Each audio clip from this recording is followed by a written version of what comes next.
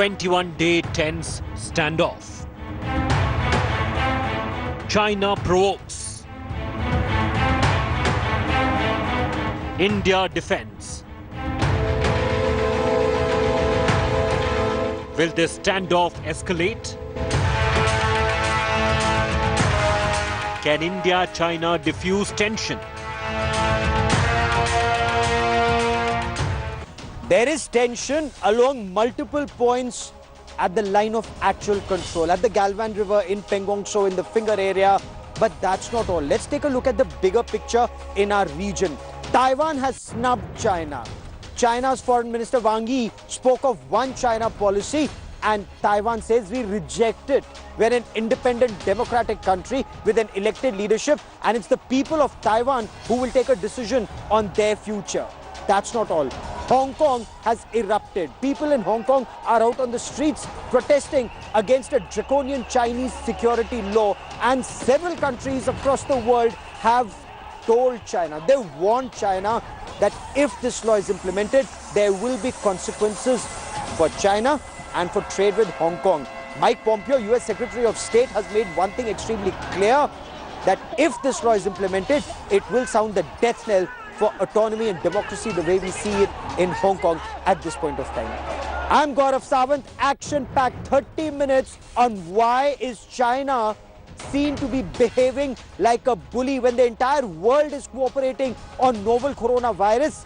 Why is China threatening countries in and around its neighborhood, also in South China Sea? Much more on that, but first, as always, top focus story of the day is the situation along the line of actual control. We'll take you to the Galwan Heights area, the Galwan River region. Now, this is where India and China, they're in a face-off situation. The Chinese came, and this is where the Chinese, we are told, are objecting to an Indian strategic road and some feeder roads that are being built. This is Indian territory. By some accounts, the Chinese are either at the line of actual control, their bigger deployment is on the Chinese claim line along the line of actual control, but India is matching Chinese position, soldier for soldier, troop for troop, weapon for weapon.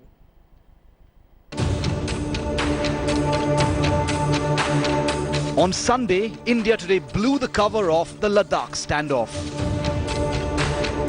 With these first satellite images of the Chinese troop buildup in the Galwan River valley of Ladakh.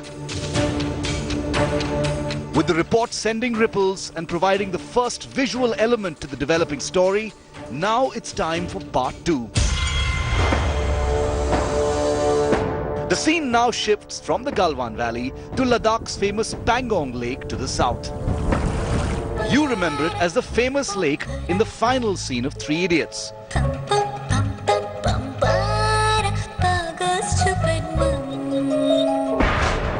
Except this isn't fiction, this is 100% real. Brand new satellite images from the European Space Agency now capture the Chinese force buildup on the banks of the Pangong Lake. A lake divided by the line of actual control, but with overlapping perceptions of the border. This is the section of the Pangong Lake, part of the Finger area, that's the scene of the action. That long protruding bit is Finger 4, the site where Indian and Chinese soldiers brawled on May the 5th. Now let's zoom out and you'll see how China responded. Look closely. While this area is totally barren on the 4th of May, around the time of the clash, on the 24th of May, temporary Chinese shelters are clearly visible. Now look at this image. The ITBP camp situated to the west of the site of the clash. This is how it looked on April the 29th. And post the clash, here's how India responded troop for troop, camp for camp to the Chinese troop buildup. Historical analysis of the images shows the ITBP has a permanent camp on the Indian side of the area for many years. These images show signs of a possible increased Chinese presence at a distance of just 2.5 kilometers from the line of actual control, which was not visible in earlier imagery. And now to this image, showing the possible entry of Chinese patrol boats just 3 kilometers from the ITBP camp. What these images all but confirm is that the Chinese buildup took place immediately after the troop brawl on the 5th of May. So let's recount where things are at. A full Chinese encampment on the line of actual control with at least 1,000 troops in the Galwan Valley. And now these images that confirm an increased Chinese presence on the banks of the Pangong Lake. The multi-pronged standoff is now on its 21st day. With Ankit Kumar in Delhi, Bureau Report, India Today. So the standoff in Dipsang, it lasted 21 days. The standoff at Doklam lasted 73 days. This standoff is now in its 21st day, but the Chinese camp seems to be getting bigger. 80 plus, by some accounts 80 to 100. Tents have been pitched there, heavy vehicles have been brought there, a large number of Chinese troops are deployed. But were the Chinese surprised when an equally large number of Indian troops were also placed opposite them? Were the Chinese looking at some short, sharp engagement? Or did they think that they can roll down? Or is this intimidation tactics like before? Will they go back? There are many permutations and combinations that are being discussed at this point of time. But one thing is clear, India of 2020 is not India of 1962. Much better prepared. Of course, infrastructure is still building up, but this is the infrastructure that China does not want India to build, especially in these areas.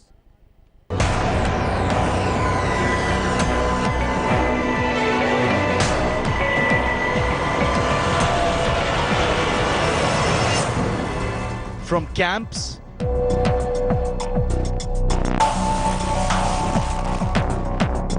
to trucks to temporary settlements to suspected motorboat activity.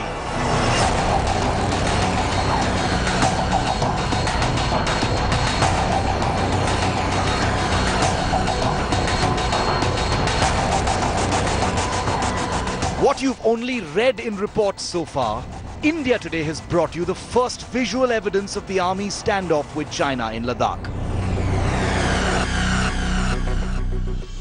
3 weeks down and no signs of de-escalation. In fact, things are building up.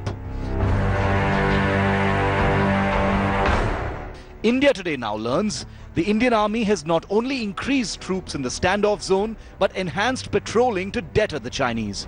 Indian troops have been ferried to forward locations with the help of Air Force helicopters to deter the Chinese from making any advance moves. India Today learns that more than 5,000 troops have either been deployed or are about to be deployed in areas north of the Galwan Valley, in the Daulat Beg Oldie and adjoining sectors. Chinese troops are also acting very aggressively. After bringing heavy vehicles to the Galwan Valley, they're now doing the same in the Pangong So's Finger area.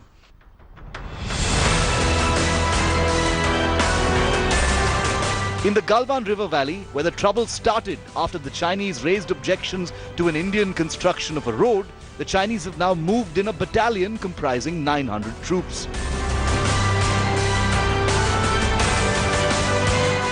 Finally, India has increased patrolling and surveillance in all border areas in Ladakh and in the central sectors of Uttarakhand and Himachal Pradesh, expecting Chinese transgressions there.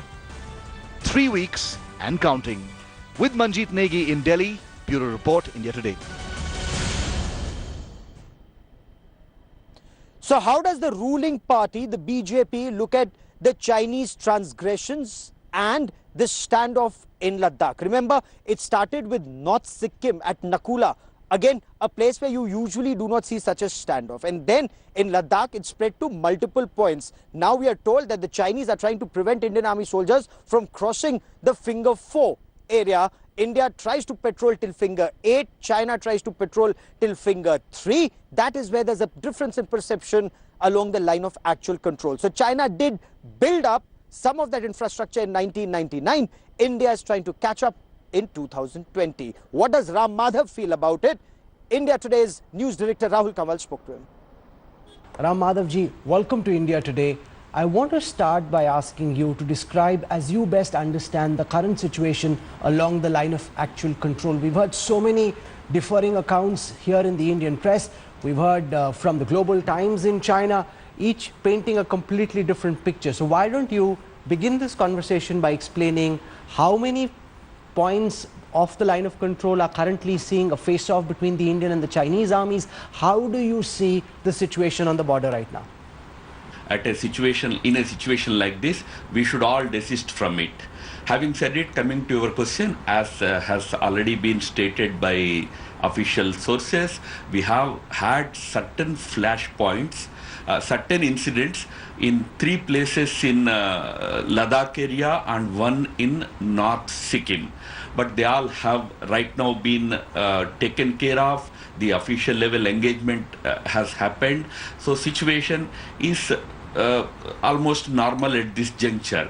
In years gone by, the Chinese army has constructed massive infrastructure projects and has roadheads coming very close to the line of actual control. At that time, governments in India were not active and we lagged in infrastructure development along the line of actual control. Now, belatedly, Ram Madhavji, we are trying to catch up. The problem, though, seems to be that each of the infrastructure projects that we are building, as they come close to the disputed areas, the Chinese army is zooming in and trying to prevent us from pushing ahead with those infrastructure projects. This has happened now.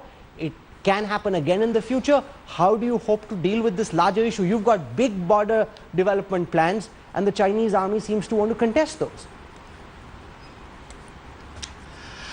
Look, there is one qualitative shift in our dealings on the borders that has manifested very prominently at the time of the Doklam standoff in 2017.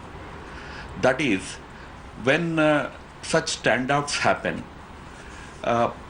Indo-China border has a long history of such standoffs. But the qualitative shift that I'm talking about is that when such standoffs happen, we obviously engage in proactive diplomacy. We would like to resolve them through diplomatic channels, but we will have strong ground posturing as well. Our ground posturing will remain, which is legitimate. That legitimate posturing will remain, while we try to resolve issues through diplomatic channels. I think that is the kind of qualitative change that you probably have noticed, and probably the other side has also noticed. I think through that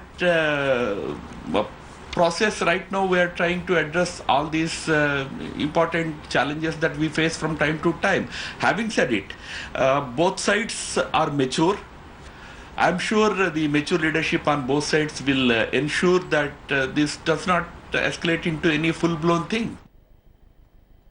Prime Minister Narendra Modi has repeatedly tried to improve relationship with China, whether it's inviting Xi Jinping to Ahmedabad in 2014 or the Wuhan spirit or that Mamallapuram engagement between the two heads of state and government. But these transgressions by China, they seem to be continuing. And what's the message that Dragon is sending? And then how should India respond to this? As Ram Madhav says, on ground, the posturing is tough. Let me now shift focus to the international platform. Look at how Taiwan is responding to China. Taiwan today rejected one China statement of Chinese Foreign Minister Wang Yi, saying that it's a very irresponsible statement. Taiwan is an independent democratic country. It has a democratically elected leadership and they will decide the future of the people of Taiwan. Not only that, Taiwan has also said that they will help those fighting for democracy in Hong Kong.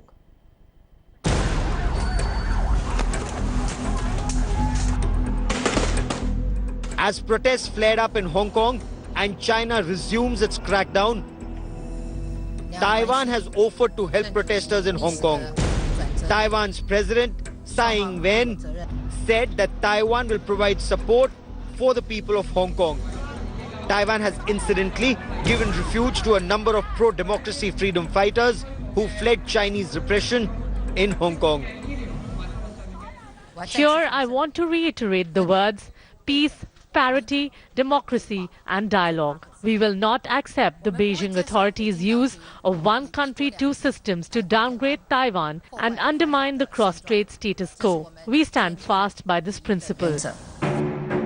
Reports from Taiwan also indicate that Taiwan has rejected Beijing's reiteration of One China policy. The Chinese Foreign Minister Wang Yi had spoken of One China principle in response to a question saying both China and the World Health Organization had made arrangements for Taiwan area to participate in the World Health events. 中方敦促美方立即纠正错误。 The Taiwan issue is China's internal affair.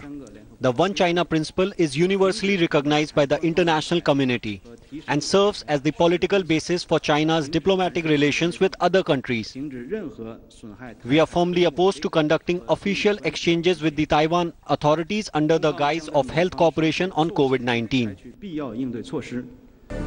Taiwan hit back saying China must refrain from making irresponsible statements. A report in Taiwan News quoting its Ministry of Foreign Affairs accused Beijing of having contempt for public opinion and hostility towards democracy. The report also went on to say that China showed incompatibility with democratic countries. Taiwan is also at the center of a US-China war of words. After the United States cleared sale of torpedoes and related military hardware worth $180 million through foreign military sales, China protested the sale, urging the United States to refrain from selling military hardware to Taiwan. In a major snub to China, Taiwan made it very clear that it does not agree with China's one country principle. Taiwan's Foreign Office said that it is an independent democratic country with elected leadership that will take decisions for the people of Taiwan. The United States also made it very clear it is going ahead with foreign military sales of torpedoes worth $180 million to Taiwan. A very clear signal to the dragon that neither Taiwan nor the United States are backing off. With cameraman Kripal Singh in Delhi, Gaurav Sawant for India Today. The world also has a hawk eye on developments in Hong Kong, where protesters on Sunday clashed with the police, with authorities in Hong Kong. Why? Because China wants to come out with a new security law that would actually override local laws of Hong Kong when it comes to subversion or sedition or treason or anti-state activities. Now, US Secretary of State Mike Pompeo has said if this law is implemented, there will be consequences for Hong Kong, for China, and that it would sound the death knell for democracy as we know it in Hong Kong.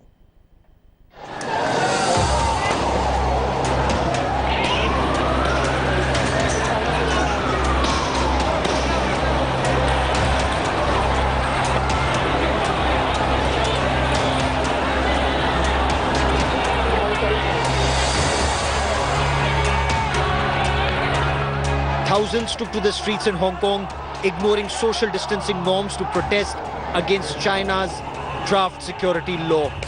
Wearing masks, protesters braved tear gas shells and water cannons as they fought to save their civil liberties.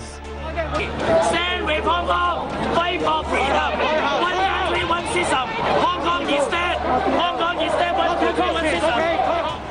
As armed to the teeth, Hong Kong police personnel, backed by armored personal carriers and guns loaded with rubber bullets, pushed back the largely peaceful protesters. Sporadic clashes broke out along some blocked arterial roads, resulting in several protesters being injured and subsequently detained. We must stand up and fight and to let Beijing know that we will never surrender. And today, more than 1,000 Hong Kongers gather on street again is the proof that we will fight back. It's already 1 year, almost 1 year after the political crisis last year, and it implies that one country, two system. It really collapsed in Hong Kong. Beijing has decided to bring a new national security law which would enable China to bypass Hong Kong legislature to tackle treason, sedition, subversion and theft of state secrets. Beijing then will be able to send its forces on ground to enforce what China claims would be rule of law. There have been widespread protests against the trampling of democracy in Hong Kong. Since the 1997 joint treaty between China and UK, Hong Kong has its own set of laws governing it, and the new Chinese security law would override that treaty, giving Beijing powers to rule Hong Kong by force. The United States has warned China against taking away the rights enjoyed by the people of Hong Kong. Look, our hearts are with them. We hope for the best, and we strongly encourage China, the mainland China, not to impose this law on Hong Kong. If they do, I can't see Hong Kong remaining an Asian financial center the way it has been for many, many years. Police and security forces cracked down on protesters, detaining and arresting more than 100 protesters, with senior police officials claiming arson and vandalism were leading to acts of terror. The new law would prevent, prosecute and punish those indulging in terror and even demanding independence. I want to stress that Hong Kong is China's Hong Kong. Hong Kong affair is purely China's domestic affair. It is within Chinese sovereign rights to determine when, how and what legislation to put on Hong Kong. US doesn't have the authority to point fingers or interfere. If the US is determined to harm China's interests, China will take any necessary countermeasures to fight back. China also claims foreign powers and vested interests are misguiding protesters in Hong Kong. Several world powers have spoken out against China's brutality against the pro-liberty campaigners on the streets of Hong Kong. But as the world grapples with the COVID-19 cases, the question remains, will the world come out in support of the pro-liberty campaigners in Hong Kong, or will it remain mere lip service? With cameraman Kripal Singh in Delhi, Gaurav Sawant for India Today. The US Senate has passed a bill that could block some Chinese companies from selling shares on the US stock exchange. There's pressure being mounted by Japan, there's pressure being mounted by Australia. Will China continue to behave like a bully because of all this pressure, or will China join the world in fighting coronavirus? Remains to be seen. Beijing is facing the heat. China is increasingly being isolated for alleged cover-up which led to the spread of coronavirus. With all of, well, China, you tell me about it. Do you think they're right numbers? Do you think China's giving the right number? I don't think so. I don't think so. Take a look at the numbers. They gave numbers that were so low.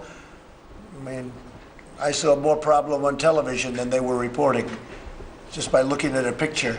So I'm not including China in any numbers because those numbers weren't correct, obviously. That's been easily shown and easily proven. The United States has gone beyond rhetoric to squeeze China financially. The US Senate has recently passed a bill that could delist some Chinese companies from selling its shares on the American Stock Exchange. Australia is also in hot pursuit, rallying global support for an inquiry. China has warned it will boycott Australian exports and services. We did in no way ask for confrontation. It was an investigation that we asked for. And I think the world last night accepted that view. This wasn't about persecution. This was about understanding of a pandemic that 300,000 souls lost their lives to. That is a responsible thing to do as a good global citizen. The fact that Australia led the way and asked for that review to take place, we should be damn proud as a nation that we led the world, not only on understanding what the WHO has done, but understanding what wildlife wet markets' role is in these pandemics. Trouble for Beijing is mounting from all quarters. Japan has urged China play a role worthy of its responsibility and global standing in dealing with the international impact of coronavirus. この立場でありますが、この新型コロナウイルスについては It's Japan's stance, but regarding the coronavirus, we believe that it is a fact that it spread from China around the world. While cooperating with the United States, we would like to work on various issues that are confronting the international society.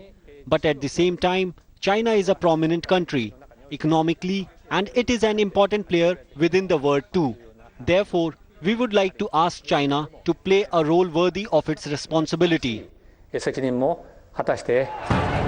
Topping this, Beijing's decision to bypass Hong Kong's legislature and directly impose a national security law has attracted global outrage.